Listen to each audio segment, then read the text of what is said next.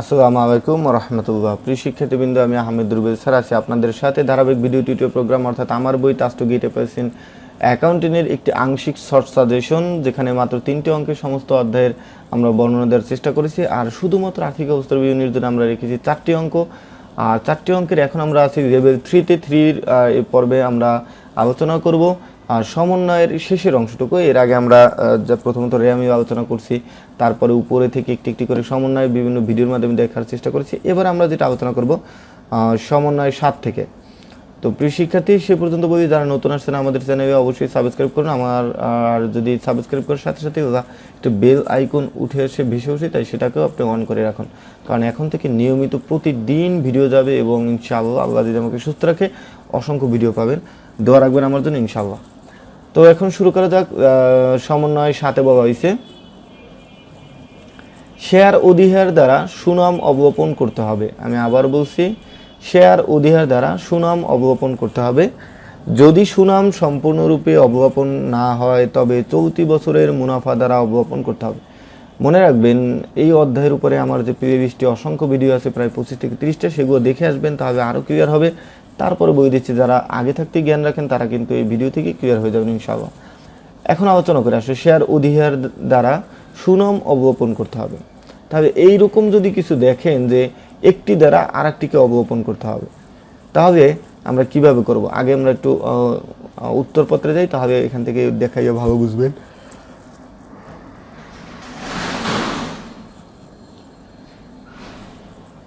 দেখুন, এরকম যদি বলে যে একটি হিসাব দ্বারা আরেকটি হিসাবকে অবলোপন করুন, যেমন শেয়ার অধিহার দ্বারা এখানে বলছে আপনার সুনামকে অবলোপন করতে বলছে, অর্থাৎ সুনাম যেটা আছে সেটাকে ব্যয় হিসেবে দেখাতে হবে কিসের দ্বারা?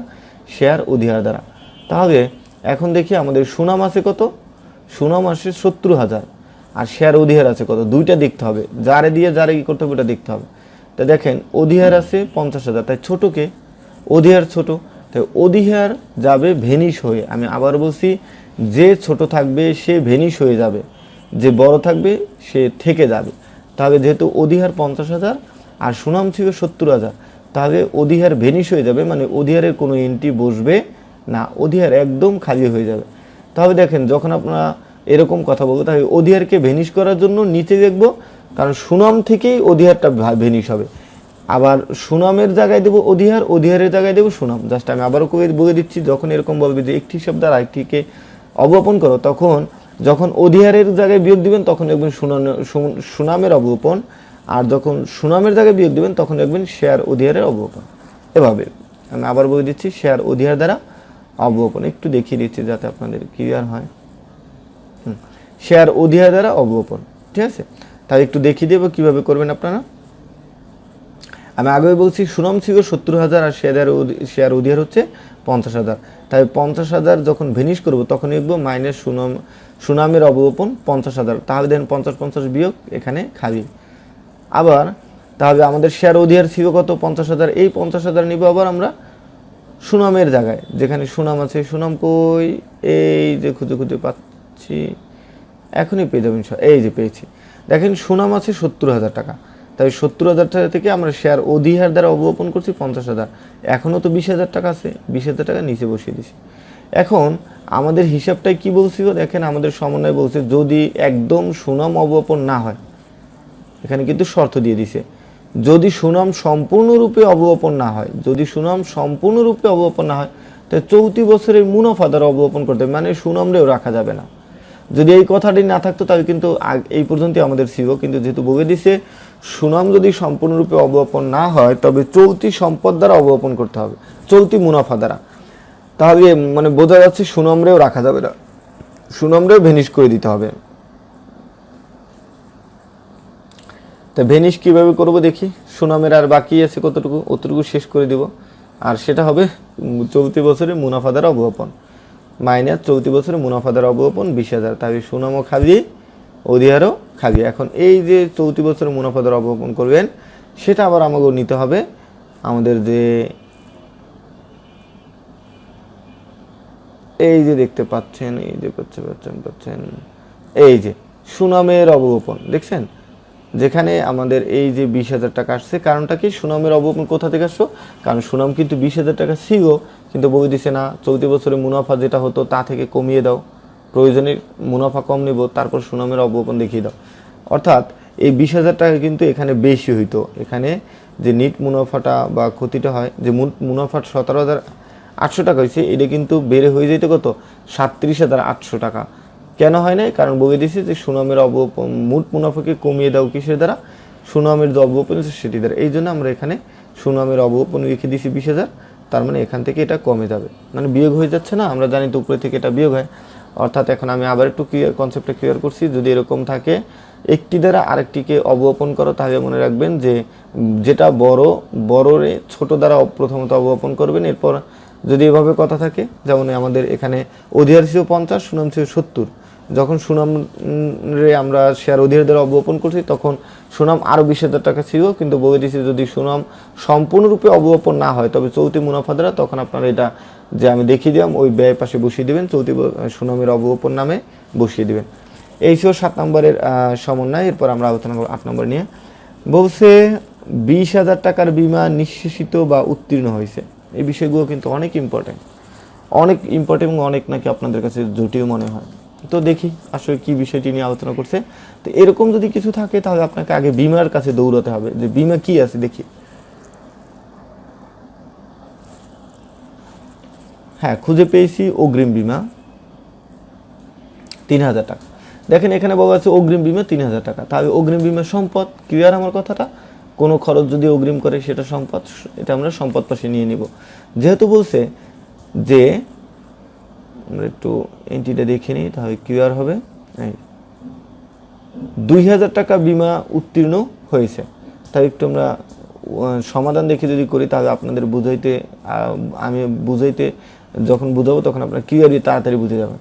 দেখেন আমাদের অগ্রিম বিমা ছিল 3,000 টাকা, কিন্তু বলছে 2,000 টাকার বিমা নিঃশেষিত হয়েছে বা উত্তীর্ণ হয়েছে। এই কথাটা দ্বারা কি বোঝায় আমি আবার বলে দিচ্ছি, না হয় একটু দেখাবো। হ্যাঁ, দেখিয়ে নিচ্ছি একটু, তাহলে আরও ক্লিয়ার হবে না আপনার। অর্থাৎ বিমা ছিল 3,000 টাকা, আমরা উপরে কিন্তু দেখে আসছি, না আবার দেখাবো। এই দেখুন 3,000 টাকা অগ্রিম বিমা ছিল, সম্পদ, এটা আমার পুরোটাই সম্পদ। কিন্তু যখন তারা বলছে যে সম্পত্তি এখন আর নাই, তোমার বিমা যে 3,000 টাকার বিমা ছিল তার মধ্যে 2,000 টাকার বিমাই নিঃশেষিত হয়েছে বা উত্তীর্ণ হয়েছে, অর্থাৎ এটা খরচ হয়ে গেছে। যেহেতু তোমার অগ্রিম বিমার সম্পদ থেকে কি হয়? খরচ হয়ে গেছে। তো খরচ হয়ে কোথায় দেখাতে হবে? অবশ্যই আমাদের ব্যয় পাশে দেখাতে হবে। সেজন্য আমরা বিমা নামে লিখবো 2,000 টাকা। একটু দেখে নিই কীভাবে হবে। এই তো সামনে চলে আসছে বিমা খরচ 2,000 টাকা। ক্লিয়ার? আর এই বিমা নিশ্চিত হয়েছে 2,000, মানে খরচ হয়ে গেছে 2,000 টাকা, খরচ পাশে দিয়ে দিলাম। তাহলে দেখুন তো আমাদের অগ্রিম বিমা ছিল 3,000 টাকা, 2,000 টাকা খরচ হয়েছে, তাহলে কিন্তু এখনও 1,000 টাকা অগ্রিম বিমা রয়েছে। আর সেটা থাকবে কোথায়? অবশ্যই সম্পদে থাকবে। আর যেটা লিখতে হবে এভাবে, অগ্রিম বিমায় দেখুন 3,000 টাকা দেওয়া আছে, এখানে দেওয়া আছে 3,000 টাকা, সেখান থেকে নিঃশেষিত বিমা বা খরচ যেটা হয়েছে 2,000 সেটা বাদ, সুতরাং 1,000 টাকা আমাদের এই পাশে চলে আসছে। তো প্রিয় শিক্ষার্থী, দেখি পরবর্তী আমার মনে হয় আপনারা বুঝছেন, যদি মেয়াদ উত্তীর্ণ হয় মানে এটা খরচ হয়ে গেছে, যদি উত্তীর্ণ হয় সেটা মনে রাখবেন খরচ হয়ে গেছে।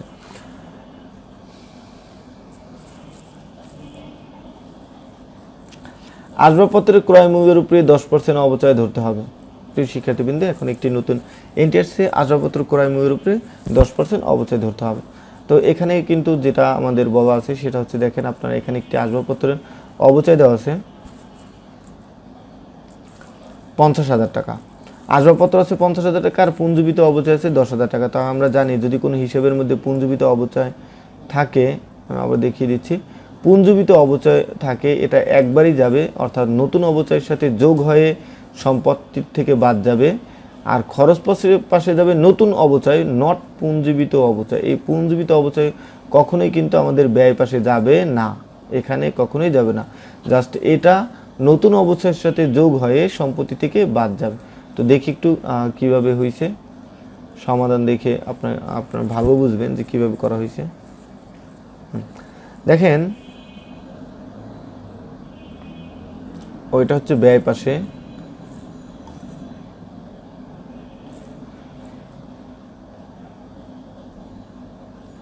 আসবাবপত্র। দেখেন আসবাবপত্র 50,000 টাকা প্রথমত আমরা দিলাম, তারপর বলছে আগের পঞ্জীবিত ছিল 10,000 টাকা, আর আমাদের এখানে ক্রয় মূল্য ছিল আসবাবপত্রের কত ছিল 50,000 টাকা ছিল ক্রয় মূল্য। তা ক্রয় মূল্যের উপরে যদি আমরা 10% ধরি, সেক্ষেত্রে আমাদের 50,000 টাকার উপরে যদি 10% ধরি 5,000 টাকা হয়। তাই আমি আগেই বলছিলাম কি পুঞ্জীবিত অবচয় হবে, কিন্তু পুঞ্জীবিত কথা যদি র্যামের মধ্যে পুঞ্জীবিত থাকে, তাই র্যামের অবচয় আর নতুন অবচয় যোগ করে, মানে র্যামের পুঞ্জীবিত অবচয় আর নতুন যে অবচয় সেটা যোগ করে আসবাবপত্র থেকে বাদ দিতে হবে। তাহলে দেখুন আগে ছিল 10 আর নতুন এই যে 50,000 উপরে 10% ধরে 5,000, সুতরাং 15,000 টাকা বাদ দেওয়া হয়েছে। এটাই হচ্ছে পুঞ্জীবিত অবচয় ধরার নিয়ম। এখন যখন আমরা আয় ব্যয় হিসাব করব, তখন কি আবার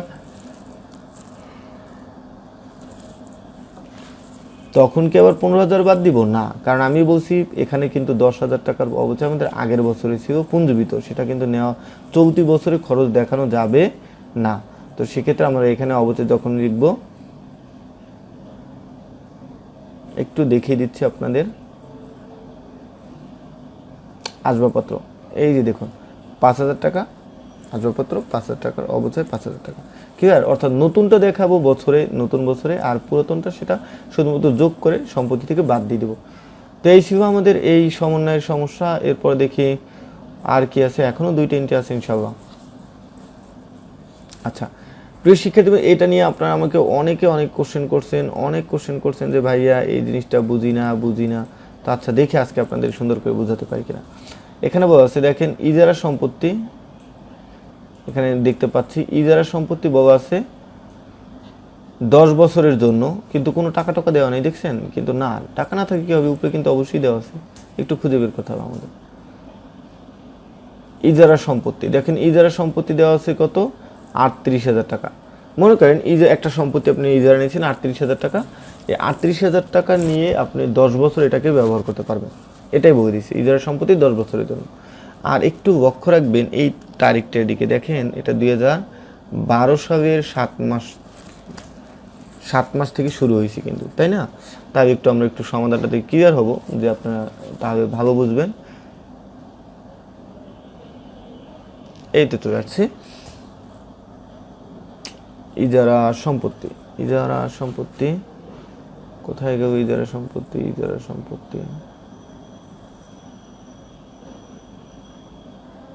এই যে ইজারা সম্পত্তি দেখেন প্রথমত আছে কত আপনার 38,000 টাকা ছিল, কি দেখলাম বুঝতে পারতেছেন, একটু দেখে আসি, অর্থাৎ ভুলে গেছি খুঁজতে। ইজারা সম্পত্তি কত ছিল বা কোনো মিস্টেক আছে কিনা সেটাও দেখবো আর কি। ইজারা সম্পত্তি না 38,000 টাকাই ছিল। তো ঠিক আছে বন্ধুরা, আর এখানে 38,000 টাকাই দেখতে পাচ্ছি। তো এখন আমরা দেখবো যে এটা সমাধানটা কিভাবে করা হয়েছে। দেখেন 38,000 টাকা হয়েছে ইজারা সম্পত্তি ছিল, তো সেক্ষেত্রে আমাদের এখানে বলছে 10 বছরের জন্য। এখন 10 বছরের জন্য বলছে, তাহলে আমরা 38-এর কি করি, সাধারণত 38-এর আমরা 10 দিয়ে ভাগ দিব, কারণ কি তাহলে বুঝতে পারবো যে আমাদের আসলে 1 বছরে কত। তাহলে যদি আমরা 38-এর আমরা এরকম 10 দিয়ে ভাগ দিই, তাহলে আমাদের এটা আসলে করতে হবে, আপনাদের ক্যালকুলেটর রাখতে হবে, আর আমার এখানে ক্যালকুলেটর নাই এই জন্য। তো প্রিয় শিক্ষার্থী, আমি যেটা বলে দেবো সেটা হচ্ছে দেখেন এখানে ইজারা সম্পত্তি কিন্তু তারিখ দেওয়া কত দেখছেন 2012 সাল থেকে, তাই না? তাই আমাদের অঙ্কটা কত থেকে 2013 সাল থেকে। আবার দেখেন 2013 সাল থেকে, 13 সালের শেষে আমাদের হিসাব, আর ওটা কিন্তু 12 থেকে। তাহলে দেখেন 13 জানুয়ারি থেকে 10 বছর যদি ধরি, তাহলে পিছনে কিন্তু আরও 6 মাস এরা পূর্বে থেকেই ইজারা নিয়েছে, অর্থাৎ 2012 সালের 1 জুলাই মাসে তারা এই সম্পত্তি ইজারা নিয়েছিল, কিন্তু আমরা তো করতেছি কত 13 সালের। সুতরাং আমাদের যেটা করতে হবে, আমরা 12 দিয়ে ইজারা সম্পত্তি 10 বছর, সেজন্য আমরা আগে 10 দিয়ে এটাকে ভাগ দিব। 38,000-এর কত 38,000, হ্যাঁ সম্ভবত 38,000 ছিল, অর্থাৎ ইজারা সম্পত্তি যেটা ছিল ওটারে আমরা 10 দিয়ে ভাগ দিব। এরপরে 1 ভাগ পাবো, অর্থাৎ 1 বছর পাবো। কারণ 1 বছর অর্ধেক কত 6 মাস, তাহলে আমরা এখানে জানি যে 6 মাস আগেই আমাদের এটা ব্যবহার করা হয়ে গেছে, সুতরাং সেটাকে আমাদের বাদ দিয়ে নতুন বছর ধরতে হবে। তো এটা যদি একটু ক্যালকুলেট করেন তাহলে বুঝবেন আপনারা, অর্থাৎ পিছনের সাবেরটা বাদ দিয়ে তারপরে যেটা থাকবে সেটার উপরে আমরা এরকম অবচয় ধরে করে ফেলবো। তো প্রিয় শিক্ষার্থী, আপনারা যদি দেখেন এখানে ইজারা সম্পত্তি আমি একটু দেখিয়ে দিচ্ছি, সেটা একটু করে দেখানো উচিত ছিল কিন্তু আমি এখানে করতে পারছি না, এই জন্য আপনারা একটু কলম নিয়ে করে নিতে পারেন। এই যে ইজারা সম্পত্তি, আচ্ছা, ইজারা সম্পত্তি 4,000 টাকা। দেখেন ইজারা সম্পত্তি 4,000 টাকা। কারণ কি? কারণটা হচ্ছে তারা বলছে যখন আমরা এটারে 12 দিয়ে ভাগ দিব, অর্থাৎ 10 দিয়ে ভাগ দিব, তখন আমাদের আসবে আপনার যে ইজারা সম্পত্তির অবকলন আসবে কত 10 4 মানে কত ছিল ইজারা সম্পত্তি? ইজারা সম্পত্তি ছিল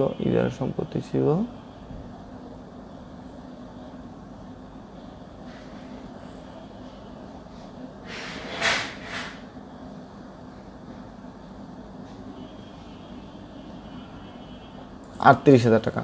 ঠিক আছে, তো এখানে 38,000 টাকা হয়েছে, যখন আপনার 10 দিয়ে ভাগ দিবেন হবে 3800 টাকা। আমি জানি, কারণ 10 দিয়ে ভাগ দেওয়া মানে 10%, 3800 টাকা হবে। তাহলে দেখেন এটা যদি 10 বছরে এটা হয়ে থাকে, মানে এক বছরে আসে 3800 টাকা, কিন্তু 5 মাস কিন্তু অলরেডি শেষ হয়ে গেছে। তাহলে ওটা বাদ দিয়ে আমাদের যেটা আছে ওইটার আমরা 9.5 বছর ধরবো। তো 9.5 দিয়ে যদি এটার আমরা ভাগ দিই, তাহলে কিন্তু আমরা এটা পেয়ে যাব। যদি না বুঝেন ইনশাআল্লাহ কমেন্ট করবেন, আমি পরবর্তীতে এটা নিয়ে না হয় একটু আবার আলোচনা করে দেবো। এখন এটা নিয়ে বসে থাকতে আমাদের সামনে এগোতে পারবো না। যদি আমার কাছে একটা ক্যালকুলেটর থাকতো, এখন এত রাত্রে আমি ক্যালকুলেটর নিয়ে বসিনি। তো প্রিয় শিক্ষার্থী, এই ছিল এটা। যদি না বুঝেন কমেন্ট করবো, অবশ্যই পরবর্তীতে না এটা নিয়ে আরেকটু বিস্তারিত আলোচনা করবো। তারপর দেখেন বিনিয়োগের বাজার মূল্য। এই যে বাজার মূল্য, সেটা কিন্তু অনেক বড়। না হয় আমি একটু বলে দিচ্ছি যে বিনিয়োগের বাজার মূল্য একটু ঝামেলা আছে, আর এই ইজারাটাও আমার ক্যালকুলেটার না অত ভালো সুন্দর করে বুঝাইতে পারিনি। আমি জানি আমি না বুঝাইতে পারলে আমি জানি, যদি আপনাদের কোন সময় আপনারা বুঝছেন সেটা আমি জানি, এটা একটু কম বুঝছেন এটা জানি। সুতরাং এটা নিয়ে আমরা পরবর্তীতে আরেকটা পার্ট ছোটো করে দেবো, সাথে সাথে একটু অঙ্ক না হয় আলোচনা করে দেবো। তো প্রিয় শিক্ষার্থী, বাজার মূল্য নিয়ে এত সহজ না, এটা নিয়ে একটু আলোচনা আছে, আর এটা আর সেটা একসাথে আমি করে দেবো ইনশাআল্লাহ। সে পর্যন্ত ভালো থাকুন। অলরেডি 17 মিনিট হয়ে গেছে, আর এখন যাবে না। তো যারা আমাদের চ্যানেল থেকে উপকৃত আছেন, সবাই একটু লাল বাটনে ক্লিক করুন এবং পাশে যে বেল আইকনটা আছে সেটা হিট করে দিন, আর সাথে থাকুন আমার সাথে, আমাদের সাথে। আল্লাহ হাফেজ।